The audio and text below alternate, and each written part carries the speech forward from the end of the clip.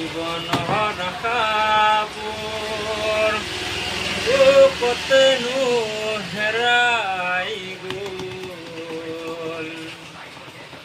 কিয়নো আহিছিলো মই, কিয়নো আহিছিলো মই। কুৰুক্ষেত্ৰ ৰণে দাদাৰ কথা মতে যুদ্ধলৈ আহিলো, বিপদে পৰিলো, ভীমৰ হাতে প্ৰাণ যায়। ভগৱান,